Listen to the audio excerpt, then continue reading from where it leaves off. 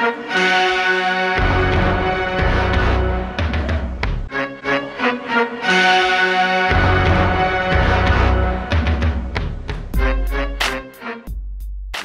going on, fantasy football fans? I'm your host, Hussein the Brain, and you're watching The Couch. Welcome to my Week 3 DFS Daily Fantasy Football Picks. Let's get to it. Let's start off by reviewing last week, what happened, my picks from last week, and then we'll jump into my picks for this week. So last week was a disaster. Everything we thought that would happen basically didn't. Two of my major cash plays got hurt. Carlos Hyde got hurt, Austin Seferian-Jenkins got hurt, and Sam Bradford just ended up being a terrible pick. But I ended up winning last week. I was a little bit surprised, but not really, because I used this strategy that ended up working. So what I did was I hedged my lineup using tournament plays. So I play a lot of cash. Almost every week I play a lot of cash games. It's usually at least 80% of my games are cash, sometimes more like 90%. And I do about 10 or 20% tournaments. It varies every week.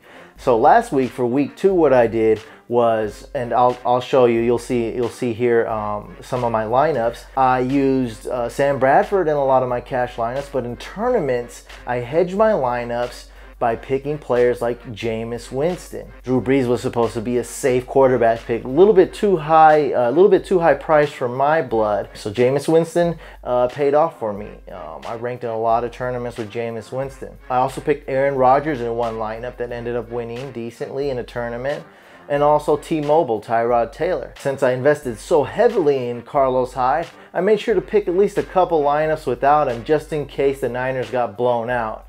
I, of course, didn't anticipate an injury. When you pick DFS lineups, don't even worry about injury. You just can't do that. You're going to be worrying too much and making the wrong choices. And another thing I did was I also picked, in some lineups, I went with Chris Ivory and Bilal Powell, especially in tournaments. These Monday Night Football players who are questionable do sometimes make for good, risky tournament plays. Because I use this strategy of hedging my lineups, I was able to be in the green for week 2. I'm thankful for that. I didn't win big last week, obviously, but I did make an overall profit. For this week, I have a lot of picks for you guys, a lot of different players you can choose from to make a great lineup. You want to make that optimal lineup. And remember, the difference between cash games and GPP. For cash games, you want to pick a low-risk roster that's not going to lose you the game. For tournament games, you want to pick some boom or bust, high-risk players, go for the gusto, score the highest points, or go home with 0. So I'm going to start off by picking the kicker and defense first. Now, if you watched the video from last week, my daily picks for week 2, you'll understand why we use this strategy. So from now on, we're going to start by picking the kicker and defense first. Let's go start off with the defense. Let's go with the Falcons D. They're at 4,300. They're playing against the Cowboys with no Dez and no Romo, so that's not too bad. Other options are the Jets, Texans, Seahawks, Bengals, and Vikings. Now, I really like the Vikings defense. My top defense this week, and everybody's defense, is no surprise here, would be the Seahawks. They're the highest price. They're $5,300. You have to have enough salary left over to be able to spend on them. I also like the Texans a lot this week. Austin Seferian-Jenkins got hurt last week, as we already know, and that should help them out a little bit. A lot of people are fed up with the Texans defense, so they could be a good tournament play as well. For kicker, let's go with Josh Brown. He's priced at $4,500. Should be a good kicker. But this is for Thursday night games, so I understand a lot of you won't be able to do that. You can go with Phil Dawson or Nick Folk. So let's just put in Nick Folk for now. Other kickers that are good this week are Janikowski, Gano, Matt Bryan, of course, extremely accurate. Gostkowski is going to be a favorite of a lot of people's. I really like Dan Carpenter. He's a good kicker in tournament games. Catanzaro is another option. Bullock is another option. Greg the Leg Zerline, that's a decent start right there. Steven Hauschka is decent. And my number 1 kicker this week, the kicker that I project to score the highest points, is Mason Crosby, the Green Bay Packers kicker. They're playing Monday night. Okay, let's go back up to the top of the lineup. We have Brady as my hands down number 1. He's the for sure quarterback to pick in cash games. For those of you who haven't watched my previous videos and are kind of new to DFS, cash games means head-to-head matchups, 50-50 games, and double up. Those are all referred to as cash games. So Brady is my go-to guy. I will vary him a little bit with other picks, But you usually want to spend a lot in a cash game on QBs and running backs, and I'm definitely going with Brady in a lot of lineups. Matt Ryan is okay, a little bit pricey. Probably not going with him this week, but he's another option if you want to vary your lineup a little bit in the same price range as Brady, sort of. Another guy I definitely will go with. I'm not sure exactly how many times I'm going to pick him, but I'm definitely going to have him in some of my cash lineups, is Cam Newton. I think he'll be great. He has that upside that he can throw 1 or 2 touchdowns, and he can have some really good rushing stats. So I really like Cam Newton. He has a good matchup this week. Definitely want to play him. Mariota is also an interesting option here. A little bit risky though, and not too cheap. Not too expensive either, but not too cheap. You want a crazy pick right here for tournaments? Blake Bortles. And you would stack him with Allen Robinson, of course. If you pick Blake Bortles in a tournament, you think Allen Robinson is going to be his #1 target, so you're stacking those two guys. Now, if you go Derek Carr in a tournament, this is an interesting option. You can stack him with Amari Cooper. A lot of intermediate players, even advanced players, and maybe even some beginners know that Amari Cooper is likely going to be covered by Hayden on the Browns, and you might shy away from him, and that makes him, a lot of people may not pick him. Or you can do that lineup and maybe even another tournament where you pick Derek Carr and Crabtree, so you can vary those. Josh McCown is also an interesting, risky option. Probably not spending money on that. I mean, you can play for free on FanDuel for fun, and Josh McCown would be a good fun guy to put in there for free. But I probably wouldn't put my money down and invest real money in him. Even if it's just $1, I probably wouldn't invest that $1 in Josh McCown. Now, tournament plays I am looking forward to picking for quarterbacks is Alex Smith. I think this is the game Macklin does well. If he doesn't do well, I'm going to be really down on Macklin the rest of the year. He had 3 bad games, 3 in a row. You can't do that as a wide receiver one. So I think Macklin and Alex Smith, that's a good stack right there. And also you can put Kelsey in that mix too. You're going to have a lot of money if you go Alex Smith and Macklin. Now for running backs, I have a ton of names. I really like Adrian Peterson this week. He's decent in cash, and I like him a lot in tournaments. He's the highest priced running back here. And people ask me, Adrian Peterson or Le'Veon Bell, who do you think is better? I'd have to say Adrian Peterson. I think he has more upside. Now Le'Veon Bell is talented, he's a beast, but if I had to pick between those two, I'm going Adrian Peterson. I like Lynch. Now, as long as he's starting, as long as he seems healthy, he has, he's a little hurt, but that's normal for him. He's had a lot of mileage on him. I'm going with Lynch in a lot of cash lineups for sure. Hyde is an interesting option. I will vary my lineups a little bit and put Gore in the mix. And Gore should be good in cash and tournament games.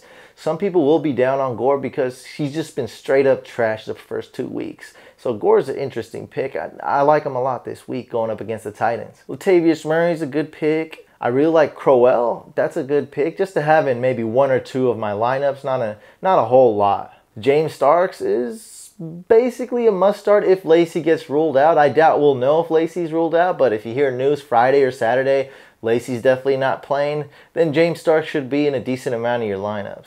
Also check the status on Jonathan Stewart. He's questionable. He's a little bit banged up. I'm guessing he'll play, and he has a good matchup. Now, one guy I'm going to start, and just because of the good price, and a no-brainer here, really. The DFS players will know about this guy. I like him in cash games, and he'll save you a lot of money. Devontae Freeman, with Tevin Coleman out, he's going to be a great pick going up against Dallas.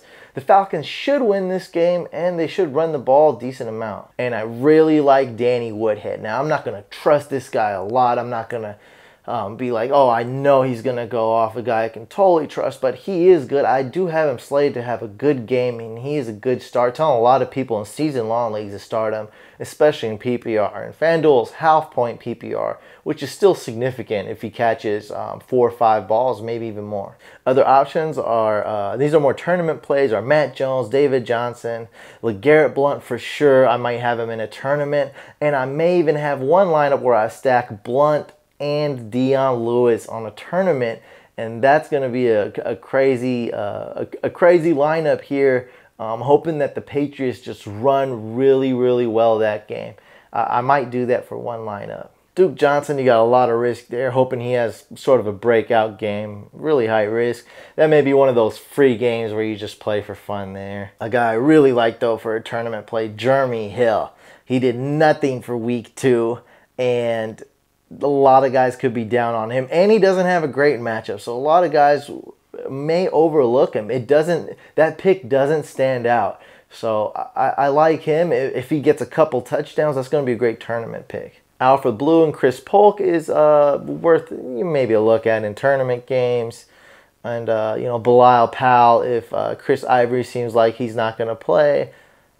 Also, Josh Robinson and Lance Dunbar are also consideration for tournament games. For wide receivers, I really wanted to start DeAndre Hopkins. Got a little bit discouraged with this concussion, but if he passes the protocol, he's probably going to make it in some of my lineups. Julian Edelman is probably my most favorite wide receiver this week.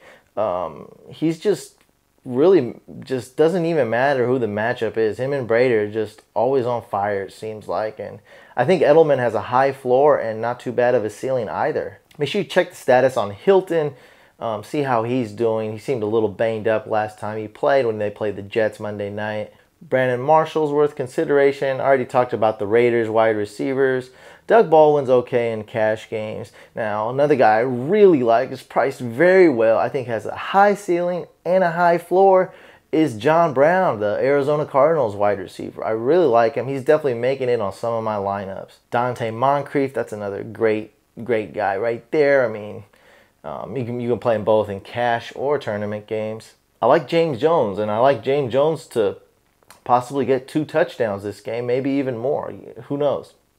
So James Jones is, I think he's worth the price tag. A little bit risky there. Aaron Dobson, now that's a high risk guy right there. Very cheap, and you can save a lot of money picking Dobson this week. For tight end, of course, Gronk makes the list again. There's just no one that comes close to him. Kelsey is okay. I'm not going to count Tyler Eifert out. I'm not really picking him this week too much, though. Check the status on Delaney Walker.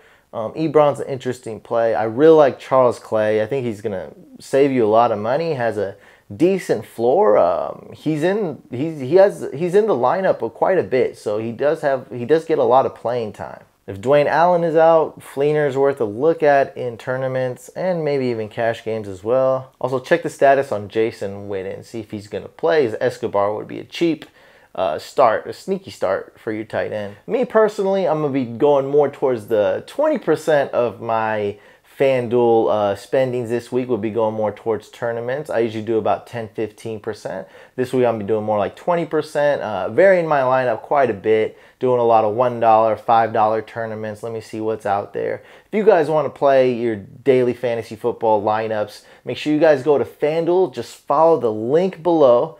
So go to the link below in the description, click on that, and make sure you use promo code FANTASYCOUCH. So use that promo code, follow the link. Good luck this week. And that about wraps up this video.